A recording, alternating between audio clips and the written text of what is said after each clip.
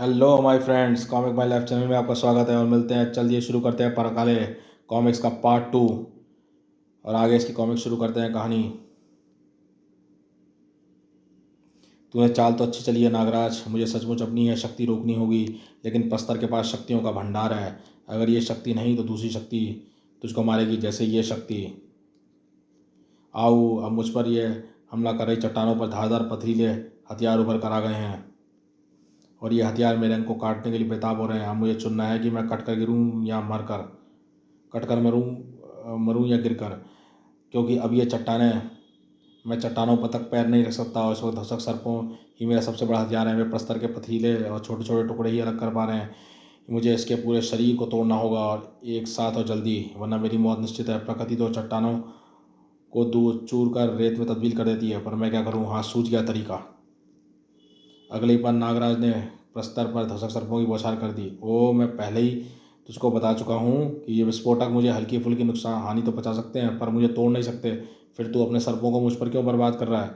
मैं तुझको तोड़ने के लिए नहीं, बल्कि तेरा तापमान बढ़ाने की कोशिश कर रहा हूँ। ये धमाके तेरे चट्टानी शरीर का तापमान सैकड़ों डिग्री तक बढ़ा देंगे, पर मैं तेरे सिर पर गर्मी चढ़ने नहीं दूंगा। तुझको तुरंत ठंडा कर दूंगा। शीतनाग कुमार, बोलो नागराज, मैं हाजिर हूँ। पता नहीं इसके पास दिमाग है नहीं, लेकिन अगर है तो उसको ठंडा कर दो अभी। लो नागराज। बर्फ़ की मोटी सतह प्रस्तर के शरीर को ढकने लगी। तू आखिरकार करना क्या चाहता है नागराज? पहले मुझे गर्म करता है फिर ठंडा। अरे, गर्म शरीर पर बर्फ़ फेंकने से क्या लाभ होगा? शीतनाग कुमार हिमालय में रहने वाले सर्पों का राजकुमार है और अद्भुत शक्तियों का स्वामी है। विस्तृत रूप से जानने के पड़े फन। ये कॉमिक्स आप चाहें तो हम अपलोड कर सकते हैं, कमेंट बॉक्स में बताइए। तुम तो ठंडे होने की बजाय, खुश होने की बजाय नाराज़ हो गए। लो, मैं तुमको फिर गर्म कर देता हूँ। एक बार फिर धसक सर्पों की फौज प्रस्तर पर बरस पड़ी और गर्म होते ही उसका दोबारा परत, बर्फीली परत चढ़ने लगी और एक बार फिर यही प्रक्रिया दोहराई गई और फिर बस हमारा काम हो गया शीतनाग कुमार। अब मेरा एक ही घूंसा है, इसके टुकड़े टुकड़े कर देगा। लाख, तुमने तो कमाल कर दिया नागराज, लेकिन यह संभव कैसे हुआ? तुमने तुमने कैसे तोड़ डाला प्रस्तक के चट्टानी शरीर को? वैसे ही जैसे प्रकृति पत्थरों का गर्व चूर चूर करती है। रेगिस्तानी चट्टानों के टूटने से ही बनते हैं। दिन के सूर्य की बेतहाशा गर्मी और रात को खून जमा देने वाली ठंड के दौरान चट्टानों के आकार सिकुड़ते और बढ़ते रहते हैं और आकार में होने वाले परिवर्तन को ना सह पाने के कारण चट्टानों में दरार पड़ती है और वे टूटती रहती हैं। इस प्रक्रिया में मैंने धसक सर्पों और तुम्हारी शीश शक्ति की सहायता से प्रस्तर पर आजमाया और इसमें भी दरारें पड़ गईं। वाह नागराज, वाह नागराज। शीतनाग कुमार की आंखों से ओझल हुए पाप क्षेत्र में खुशी की लहर दौड़ पड़ी थी। हाँ हाँ, एक मामूली पापी और नागराज की झड़प से जो थोड़ी पाप पुण्य ऊर्जा फैली है, उसने उतने ही अवरोध में इतना छोटा कर दिया कि सिर्फ एक उंगली पार जा सके। अब पाप और पुण्य के इस महायुद्ध में जो भीषण ऊर्जा फैलेगी, वह इस द्वार को बड़ा अवश्य करेगी। अब प्रस्तर तो खत्म हो गया है नागराज, पर तुमको घायल कर गया और थका भी गया है। तुमको वापस महानगर जरूर जाकर थोड़ा विश्राम करना चाहिए। आराम हराम है, वैसे भी ज़िंदगी में कभी वापस नहीं जाया जा सकता। ज़िंदगी में एक का ये रास्ता एक ही दिशा में जाता है, मौत की दिशा में, और तुम्हारी ज़िंदगी के रास्ते का अंत आ चुका है। मौत तुम्हारे सामने खड़ी है, पृथ्वी पर राक्षस जाति के आखिरी वंशज चंडकाल के रूप में। ओ समझा, यानी ये प्रस्ताव तुम्हारा ही भेजा गया अजूबा था, लेकिन उसको हाल तो तुमने देख ही लिया। अब अगर तुमको यह नहीं चाहते कि तुम्हारा हाल भी वैसा ही हो, तो तुम इन सब का कारण बता दो और फिर बगैर तबाही मचाए यहाँ से चले जाओ। प्रस्तर को मैंने ही भेजा था, लेकिन तुमको हराने या मारने नहीं आया था। सिर्फ मुझको तुम्हारी शक्तियों का नमूना दिखलाने के लिए तुमसे बैठा था। अब मैं तुम्हारी शक्तियाँ जान चुका हूँ। अब तुमको मारना मेरे लिए कोई बड़ी समस्या नहीं होगी। तू बहुत बड़े बड़े बढ़ चढ़ कर बोल रहा है। पहले तू मुझसे निपटा कर दिखा, फिर नागराज की तरफ नजरें उठाने लायक भी रहे तो उससे लड़ लेना। तू मुझको बर्फीली कैद में बंदी बनाना चाहता है नाग, लेकिन चंडकाल को भी चट्टानी कैद भी बंदी नहीं बना सकती। यह तो एक मामूली सा शक्ति परीक्षण था राक्षस। अब तू देख मेरी असली शक्ति।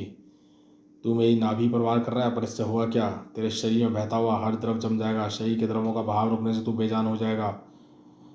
आहा, मैं बेजान तो हो नहीं सकता, लेकिन तेरी शक्ति ने मुझे जड़ अवश्य कर दिया है। तू बेजान नहीं हो सकता, लेकिन बेहोश तो हो ही सकता है।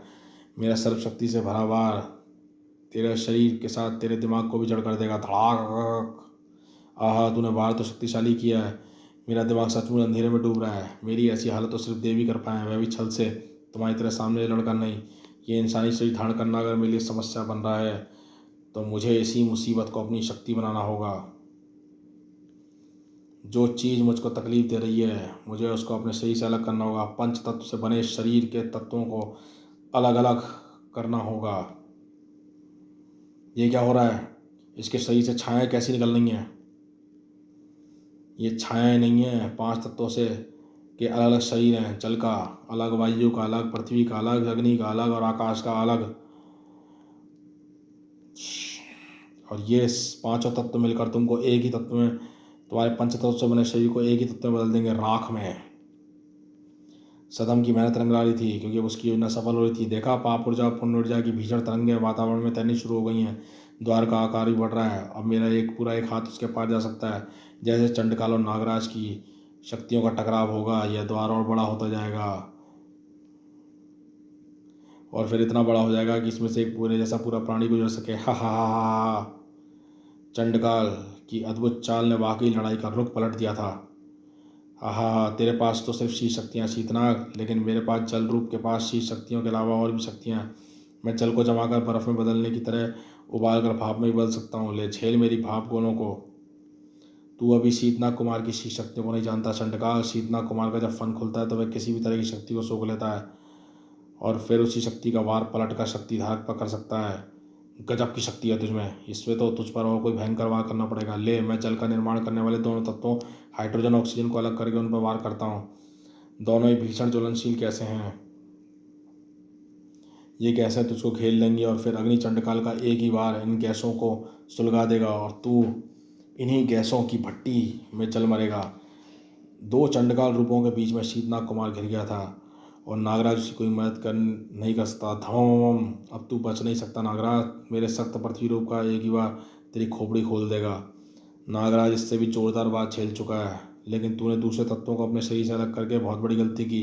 अब तेरा पृथ्वी रूप सख्त तो जरूर है, लेकिन चट्टान की तरह भंगुर भी है, जिसको आराम से तोड़ा जा सकता है। ज़रूर तोड़ा जा सकता है, लेकिन जब मैं तुझको इसका मौका दूंगा। मेरे पृथ्वी रूप में चट्टानें नहीं, धातुएं और रसायन भी हैं, जिनकी कुंडली तेरे शरीर की एक एक हड्डी तोड़ डालेगी।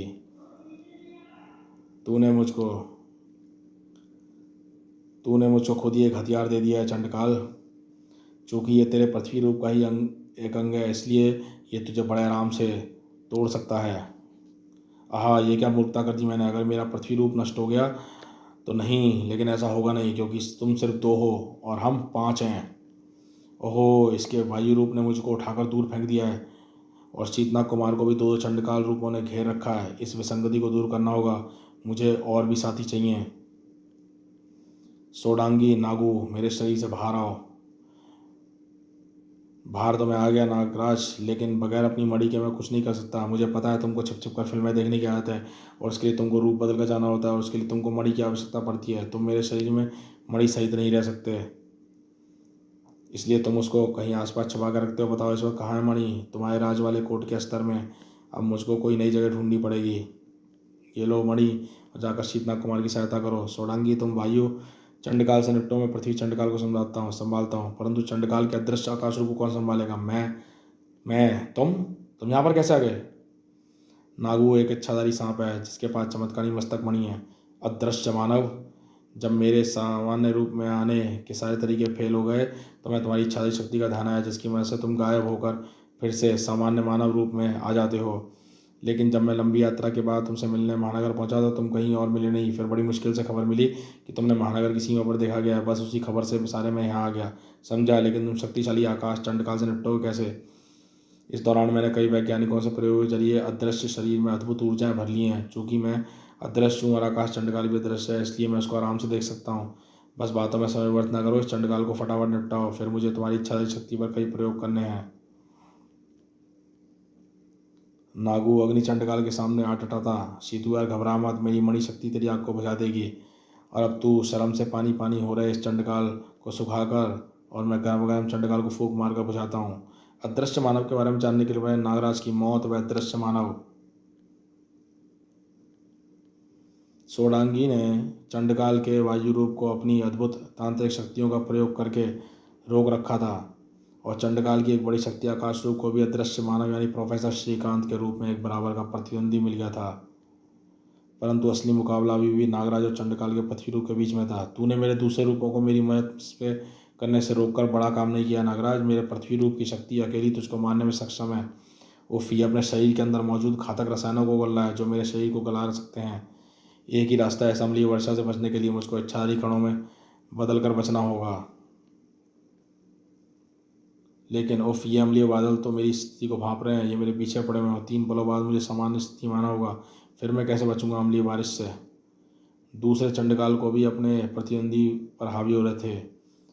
तेरी शक्ति को तो तेरी चमत्कारी मणि की किरणों के कारण है। एक बार इन जलती किरणों चट्टानों की राख तेरी मणि को ढक ले फचाक, तो तू फिर शक्तिहीन हो जाएगा मणिधारी नाग। आहा नागू, उसकी हालत पर अफसोस जाहिर मत कर, अब अपनी हालत देख। तुम नागों की सीमित शक्तियाँ हमारी असीमित शक्तियों का मुकाबला नहीं कर सकती। ल देख मेरी जलधार की शक्ति, और जो अब तेरी मौत साबित होगी।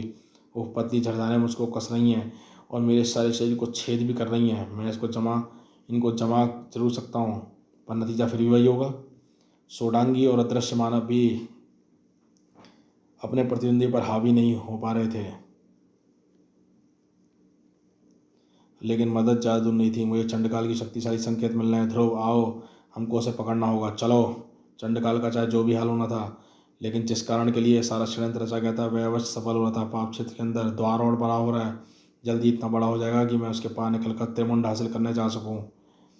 इस षड्यंत्र को नाकाम करने के लिए नागराज को लड़ाई जल्दी खत्म करनी थी, लेकिन फिलहाल तो लड़ाई के बजाय नागराज का ही खत्म होना तय नजर आ रहा था। ओह, मेरे सामान्य रूप में आते ही मेरी त्वचा को इस अम्ल ने गलाना शुरू कर दिया है, और ये अम्लीय बादल मेरा पीछा छोड़ने का नाम नहीं ले रहे। ये चट्टान अभी तक मुझको बचा रही थी, लेकिन जल्दी ये अम्ल भी मुझको गला देगा। इस अम्लीय चट्टान की काट सोचनी होगी, लेकिन अम्ल की काट क्या हो सकती है? हाँ, क्षार अम्ल से प्रतिक्रिया करके उसको पानी या लवण या सॉल्ट बना देता है, पर यह क्षार आएगा कहाँ से? मेरे सर्पों का विष सर्प विष में एक्लूसलाइड्स यानी क्षारीय तत्व होते हैं। यह विष इन अम्लीय बादलों को नष्ट कर देगा। चट्टानों की ओट में सैकड़ों सर्प नागराज के शरीर से बाहर आकर विष फुहार अम्लीय बादलों की तरफ उगलने लगे, और ओह, अम्लीय बादल खत्म हो रहे हैं। तूने मेरा यह वार भी विफल कर दिया। अब मैं और ज़्यादा खिलवाड़ नहीं करूँगा, अब सबसे भीषण शक्ति का प्रयोग करूँगा तुझको मारने के लिए। तेरे मरने के साथ तेरे शरीर में निकले साथी भी कमज़ोर पड़ जाएंगे। देख मेरा विराट पृथ्वी रूप। धमम। ध्रुव और धनंजय भी चंडकाल के पीछे घटनास्थल पर आ पहुंचे थे। उफ, यहाँ पर तो चंडकाल नागराज से भिड़ा हुआ है, और साथ ही उसके साथ और भी कई रूप दूसरे नागों से भिड़े हुए हैं। कुछ समझ में नहीं आ रहा, चंडकाल नागराज से क्यों भिड़ रहा है? जवाब सामने नहीं, तुम्हारे सिर के ऊपर है ध्रुव। हे भगवान, ये तो पाप क्षेत्र है, वैसा ही जैसा अधम और सदम के युद्ध के दौरान उभर आया था। ये सब विध्वंस कॉमिक्स में हुआ था। हम जानते हैं उस घटना के बारे में, हालांकि जब तक हमको पूरी बात पता चली तब तक ये युद्ध ही खत्म हो चुका था। यह पाप क्षेत्र तो अकेले पाप शक्ति से जागृत हो सकता है, लेकिन इसका द्वार तभी खुलता है जब पाप और पुण्य दोनों प्रकार की ऊर्जा वातावरण फैले, और अभी यही हो रहा है। पाप क्षेत्र में द्वार खुल रहा है, और चंडकाल की योजना शायद पृथ्वी पर पाप क्षेत्र फैलाने की है, या फिर उसकी जिसने चंडकाल को स्वर्ण नगरी से भगाया है। खैर, जिसने भी योजना की है, हमको तो चंडकाल को रोकना है हर हाल में और हर कीमत पर। लेकिन कैसे ध्रुव? हम अकेले विशालकाय चंडकाल को रोकना ही मुश्किल लगता है, और इसके अलावा यहाँ और भी 4 चंडकाल हैं। हम सभी अपने प्रतिद्वंदियों पर भारी पड़ रहे हैं। यह तुम्हारे दिमाग की परीक्षा है ध्रुव। 5 चंडकालों को रोकने का तरीका सोचो, वह भी जल्दी, वरना इनमें से हम में से कोई जिंदा नहीं बचेगा। तुम सच कह रहे हो नागराज, तुम में से कोई जिंदा नहीं बचेगा, क्योंकि अब द्वार लगभग इतना बड़ा हो गया है कि मैं उसके पार पृथ्वी पर जा सकूँ। बस कुछ पल और चंडकाल अगर टिका रहा तो द्वार पूरा खुल जाएगा। लेकिन ध्रुव चंडकाल को और कुछ पल देने के मूड में बिल्कुल नहीं था। जैसे नागराज पर दूसरे सर्प निर्भर करते हैं, वैसे ही अग्नि, वायु, जल और आकाश जैसे तत्व अपने अस्तित्व के लिए पृथ्वी पर निर्भर करते हैं। अगर पृथ्वी चंडकाल को नुकसान पहुंचेगा तो बाकी सभी चंडकालों की शक्ति भी क्षीण हो जाएगी। पृथ्वी चंडकाल को कैसे भी तोड़े तो कैसे ध्रुव? इस पर तो किसी विशाल शरीर पर हमारे वार, ऐसे से दोनों जंगल चले जाने पर कंकड़, पृथ्वी को भला क्या चीज़ तोड़ सकती है? पृथ्वी को सिर्फ एक ही चीज़ तोड़ सकती है, भूकंप। भूकंप जैसी स्थिति पैदा करनी होगी, और इसके पृथ्वी शरीर में कंपन पैदा करने होंगे। ये कोई बड़ी बात नहीं है। मैं इस रूप में मेरा स्वरपाश इसको शायद बंदी ना बना पाए, लेकिन इसके शरीर में कंपन जरूर प्रभावित कर सकता है। ये तो कांप रहा है, इसके शरीर में दरारें पड़ रही हैं, पर यह टूट नहीं रहा। अपने कंपन को और चाहिए, कंपन तेज करो धनंजय। मेरा स्वरपाश अधिकतम क्षमता पर कंपन पैदा कर रहा है। इसमें तेज कंपन पैदा करना मेरे बस की भारी बात नहीं है। ओह नागराज, तुम्हारे पास तो ऐसे सर्प जरूर होंगे जो कंपन पैदा कर सकें। उनको चंडकाल के पृथ्वी रूप पर छोड़ो। ऐसे सर्प मेरे पास नहीं है जिनके अंदर कंपन पैदा करने की शक्ति हो। रैटलर सर्प, उनकी दुम में एक ऐसा अंग होता है जो ऐसी तरंगे पैदा करता है जो तुम्हारे शरीर में हर प्रकार के सर्प मौजूद हैं। रैटलर प्रजाति के सर्प, अच्छा है दिलाए ध्रुव, रैटलर प्रजाति के सर्प तो मेरे शरीर में बेहिसाब मात्रा में मौजूद हैं। रैटलर सर्प पृथ्वी चंडकाल के थरथराते शरीर पर चपकते चले गए और बेहिसाब रैटलर सर्पों की दुमों के सम्मिलित कंपनों ने धनंजय के स्वर्णपाश के कंपनों के साथ मिलकर पृथ्वी चंडकाल के शरीर की दरारों को और गहरा करना शुरू कर दिया और पृथ्वी चंडकाल का शरीर टूटने लगा। ओफ, यह नहीं हो सकता। द्वार पूरा खुल ठीक पाने से पहले ही चंडकाल हारने लगा। अब द्वार को फिर से छोटा हो जाएगा और मैं हमेशा के लिए पाप क्षेत्र में नहीं, मैं यहाँ पर नहीं रहूँगा। मेरी योजना पूरी होगी होगी और एक पाप क्षेत्र के अंदर से एक हाथ निकलकर नागराज को अंदर ले जा रहा है। नागराज को बचाओ धनंजय, घबराओ मत ध्रुव, मैंने स्वर्णपाश नागराज में फंसा दिया है। मैं उसको पाप क्षेत्र से बाहर खींच कर ही रहूँगा। पाप और पुण्य ऊर्जा का बिखराव रुकते ही अवरोध में बना द्वार बंद होना शुरू हो गया था, लेकिन धनंजय ने स्वर्णपाश का खिंचाव कम नहीं होने दिया। एक भयंकर रस्साकशी शुरू हो गई। नागराज के मित्र भी इस रस्साकशी में शामिल हो गए थे। आखिर उनकी संयुक्त शक्ति रंग ले आई और पाप क्षेत्र के अवरोध का द्वार बंद होने से पहले ही नागराज को बाहर खींचा जा चुका था। तुम ठीक तो हो ना नागराज? हाँ मैं तो ठीक हूँ, लेकिन पाप क्षेत्र में कुछ पल रहने के दौरान जो मुझको पता चला वह ठीक नहीं है। सदाम अभी भी पाप क्षेत्र से निकलने की योजना बना रहा है। कैसी योजना नागराज? उसकी योजना किस तरह पाप क्षेत्र से बाहर निकलकर त्रिमुंड हासिल करने की है। उससे मानसिक संपर्क के दौरान मुझको त्रिमुंडों की स्थिति और उसकी विशेषता के बारे में पता चल गया। त्रिमुंड 3 अलग स्थानों पर पड़े हुए हैं, जलचर, थलचर और एक नभचर के मुंड हैं। उनका संयोग कराने पर जो त्रिमुंड बनेगा वह किसी भी पाप शक्ति को खींचकर उस शक्ति को त्रिमुंड धारक का गुलाम बना सकता है। हम जानते हैं त्रिमुंड के बारे में। सचमुच अगर त्रिमुंड किसी के हाथ लग जाएं तो उसके अधीन इतनी पाप शक्तियाँ हो जाएंगी कि उनकी मदद से पूरे ब्रह्मांड में फैले पुण्य को नष्ट कर सकेगा। पाप क्षेत्र के अवरोध में द्वार खोलने का तरीका सदम को पता चल गया। देर सवेरे में पाप और पुण्य का ऊर्जा का मिश्रण फैलाकर द्वार को खोल लेगा। हमारे सिरों पर एक तलवार हमेशा लटकती रहेगी। तुम ही बताओ नागराज, इस समस्या का स्थायी रूप से कैसे हल किया जा सकता है? सदम से पहले त्रिमुंडों को स्वयं हासिल करके। सबसे पहले त्रिमुंडों की शक्ति से सदम हम पर राज करें। हम त्रिमुंड को हासिल करके सदम और दूसरे पापियों को अपना गुलाम बना लेंगे। इसमें क्या अड़चन है? सदम हमको रोकने के लिए पाप क्षेत्र के पार तो आ ही नहीं सकता। नहीं ध्रुव, सदम चुप नहीं बैठेगा। वह पाप क्षेत्र में बैठकर ऐसी कोई चाल चल सकता है जिसमें हम त्रिमुंड तक पहुंच न सकें। वह दुनिया पर कोई ऐसी विपत्ति बरसा सकता है जिसमें हम उलझे रहें और त्रिमुंड हासिल ना कर पाएँ। नागराज ठीक कह रहा है। चंडकाल का आजाद होना, तबाही मचाना इस बात का प्रत्यक्ष उदाहरण है। मैं अपने मित्रों को एकत्रित करके त्रिमुंड की तलाश में जाऊंगा ध्रुव। तब तक सदम को तुझसे दुनिया को बचाना तुम्हारी जिम्मेदारी होगी। ठीक है नागराज, अपनी मणि शक्ति का प्रयोग करके हम तुरंत नागद्वीप पर पहुँचाओ। इस दुष्कर कार्य अभियान में हमको नागद्वीप वासियों की जरूरत पड़ेगी। मैं जिस काम के लिए आया था वह तो हो गया ध्रुव। चंडकाल को फिर से हमारी गिरफ्त में आ गया है। अब हमको जल्दी स्वर्ण नगरी में जाकर फिर से बंदी बनाना होगा। तुमने कहा था कि तुम त्रिमुंड के बारे में जानते हो। क्या है ये त्रिमुंड? और अगर ये पाप और पापियों को कैद कर सकता है तो इसका प्रयोग अभी तक क्यों नहीं किया गया? इतनी विस्तारपूर्वक जानकारी मेरे पास नहीं है, लेकिन स्वर्ण नगरी के कुछ लोग इसके बारे में अवश्य जानते हैं। अगर तुम जानना चाहते हो तो मेरे साथ स्वर्ण नगरी चल सकते हो। जाना ही होगा, वरना मुझे खाना नहीं पचेगा। स्वर्ण नगरी में त्रिमुंड उन 3 पिशाचों शिवगणों के मुंड हैं जिनको महादेव ने थल, जल और नभ के क्षेत्रों में दूध बनाकर नियुक्त किया था, परंतु उन्होंने अपनी शक्ति का दुरुपयोग किया और स्वयं 3 लोगों का स्वामी बनने की चेष्टा की। उन्होंने पापियों को डराकर धमकाकर सुधारने या नष्ट करने की बजाय उनको अपना गुलाम बनाकर सेना तैयार करनी शुरू कर दी। तब मजबूर होकर महादेव ने स्वयं तीनों पिशाचों से युद्ध किया और उनको मृत्यु के घाट उतार दिया। इस प्रकार पिशाच तो मर गए, परंतु उनके गुलाम पापियों की भक्ति कम नहीं हुई और इन गुलामी या दासता की शक्ति को काटने के लिए महादेव ने 3 मुंडों को अलग अलग स्थान एवं दुर्गम स्थानों पर डाल दिया। अब अगर तीनों मुंडों को फिर से जोड़ दिया जाए तो दासता की शक्ति जागृत हो उठेगी और सभी पाप एवं पापी उस त्रिमुंड की तरफ खिंच जाएंगे और त्रिमुंड को उस वक्त धारण कर पाने वाला सभी पापियों का स्वामी बन जाएगा। इसलिए त्रिमुंड धारा की इच्छा पर निर्भर है कि उन पाप शक्तियों को किस प्रकार प्रयोग करता है। इसी कारण आज तक किसी ने त्रिमुंड को प्राप्त करने की तथा सभी पापियों को पाप में कैद करने का प्रयास नहीं किया, क्योंकि उसका एक दुधारी तलवार है। इससे पाप नष्ट भी हो सकते हैं और बढ़ भी सकते हैं। इसके अलावा क्या हुआ ध्रुव, तुम ठीक तो हो ना? ध्रुव जवाब दो ध्रुव। लेकिन ध्रुव कोई जवाब नहीं दे पाया। ध्रुव का दिमाग तो कहीं और ही था। या ध्रुव के दिमाग में कोई और ही था। ध्रुव मेरी मदद करो, मैं पाप क्षेत्र में कैद हूँ। सदम मेरा रूप लेकर पृथ्वी पर पहुँच गया है। उसने मेरी नाग शक्तियों को भी प्रतिलिपि बना लिया है। अब उसके पास भी नाग शक्तियाँ हैं और उनको उसको त्रिमुंड पाने से रोको ध्रुव, वरना पूरी पृथ्वी पाप के सागर में डूब जाएगी।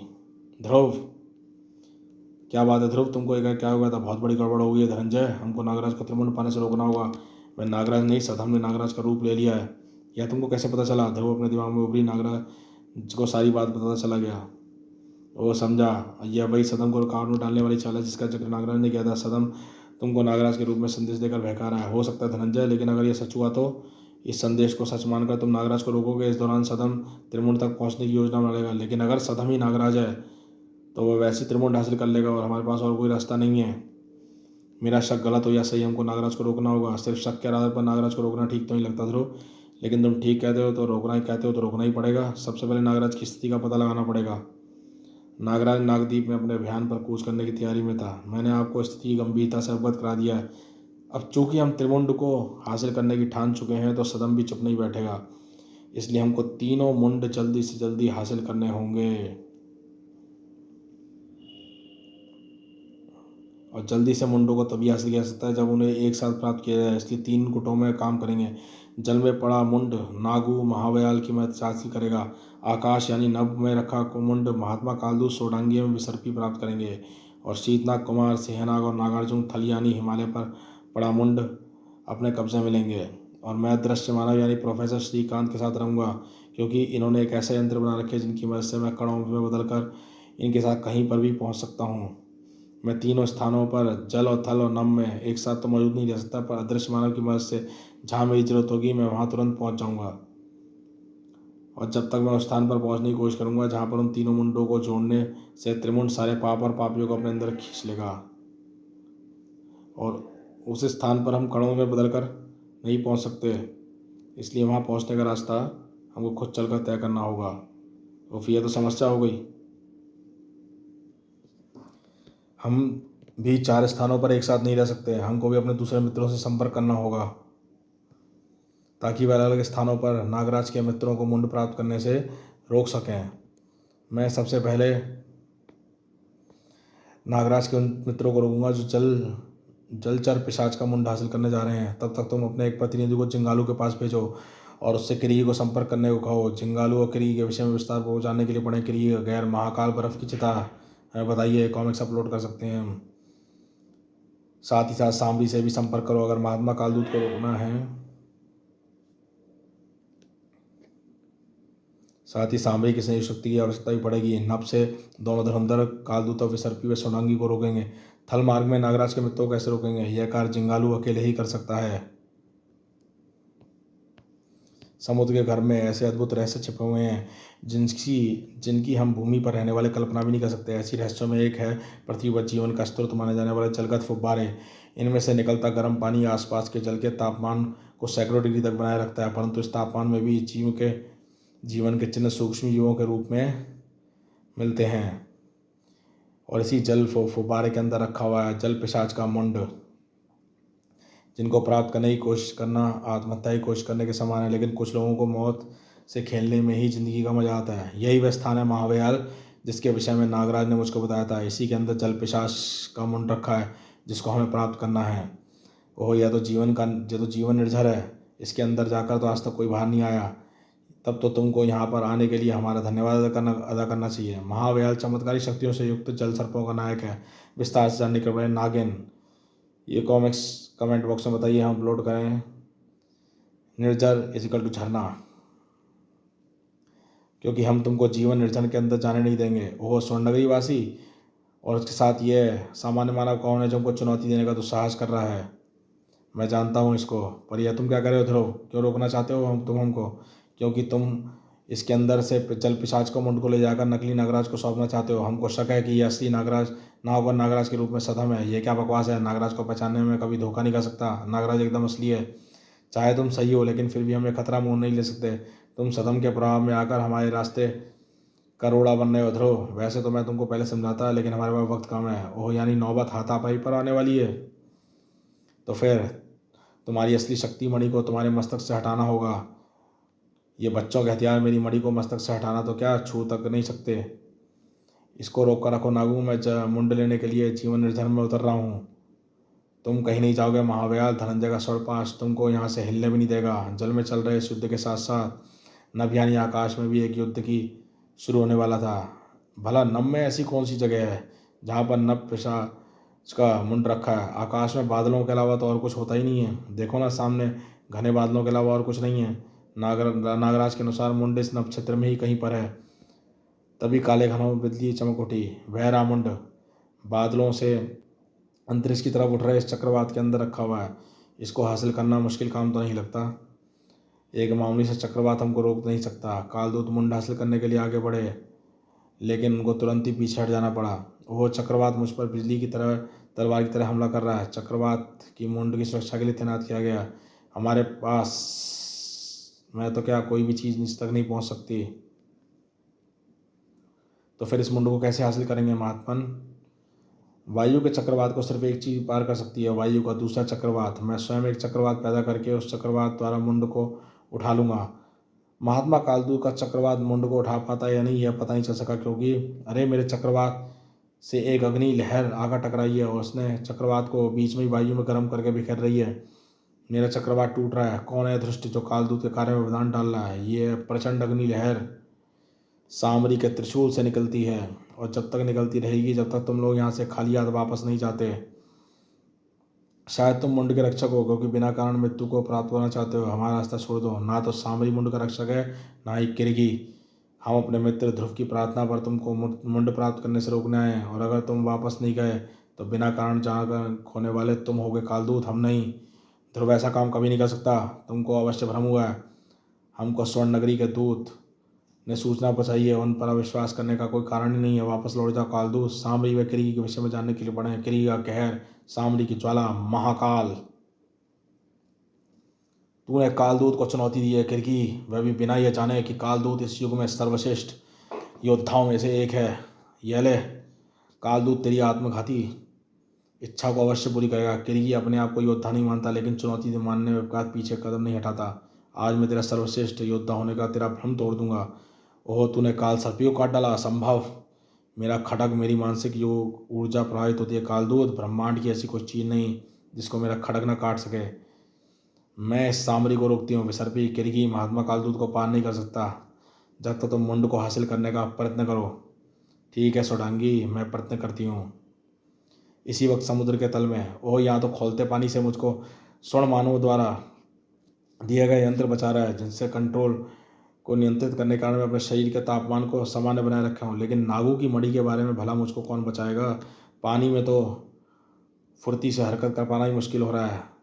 तू पानी में भी मणि के कार्यनिर्वाण से बचकर वार बदलना होगा।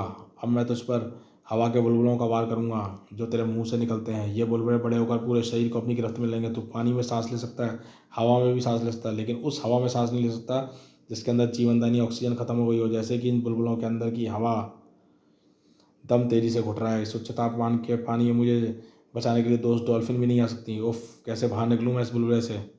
धनंजय और महाव्याल के बीच का युद्ध जोर पकड़ रहा था। तेरा स्वरपाश एरो गैरो को पकड़ सकता है स्वर्णमानव। महाव्याल की सामुद्रिक शक्तियों के सामने इसका शिकंजा टिक नहीं पाएगा। आहा, धनंजय की शक्तियों को मामूली मत समझ महाव्याल। मैं तुमको इस लायक नहीं छोड़ूंगा तू हिल सके।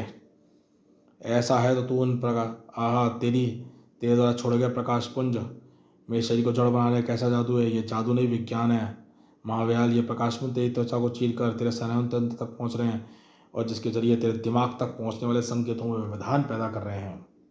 ऐसा है तो इन प्रकाश पुंजों को बुझना होगा। फू। महाव्याल की उस फुंकार से कंठमाला से लगी सीपियाँ लगोकर आकार बनाने लगीं, और सीपियाँ उन प्रकाश पुंज सीपियों के अंदर कैद होकर गायब होने लगे। अब वार करने की बारी महाव्याल की थी। तूने अपना वार कर लिया स्वरमानव। अब देख महाव्याल की शक्ति। जल भंवरें धनंजय को अलग अलग दिशाओं से खींचने लगी, और ध्रुव भी शक्तिशाली नागों को सामने अपना दम तोड़ता नजर आता। आहा, ये बुलबुला तो और बुलबुलों को अपने अंदर खींचता जा रहा है। घुटन बढ़ती जा रही है। अगर मैं किसी तरह से नागू से मणि हटा सकूं तो मेरी मणि को अब तक कोई कुछ नहीं कर सकता। चट्टान की पिघली चंडकाल के पिघली चट्टान के वार के बाद मैंने ऐसा इंतजाम किया है कि मेरी मणि शक्ति को कोई छीन न कर पाए। फिर तो ये कोशिश अपने हाथों से अख से ही करनी होगी। आहा, मेरी मणि के स्पर्श करने से तुझको झटका लगेगा ध्रुव, और ये मत समझ कि मैं अगर बुलबुले के अंदर आ गया तो मेरा दम घुट जाएगा। अपनी मणि शक्ति से मैं किसी वातावरण में से जीवनदायिनी ऑक्सीजन को अलग करके सांस ले सकता हूँ। कार्बन डाइऑक्साइड की इस हवा से भी मैं ऑक्सीजन खींच। ये मुझे क्या हो रहा है, मुझे चक्कर क्यों आ रहे हैं। नागू का दिमाग असंतुलित होकर वायु की असंतुलित होते ही ध्रुव की वायु कैद भी गायब होने लगी। तो दोस्तों, इस पर काले कॉमिक्स का पार्ट 2 हम यहीं पे रोकते हैं, और इसके मिलते हैं इससे अगले भाग पार्ट 3 में, कैसे ध्रुव मुंड हासिल करेगा और नागराज को बाहर निकालेगा। तो देखते रहिए कॉमिक्स माय लाइफ चैनल।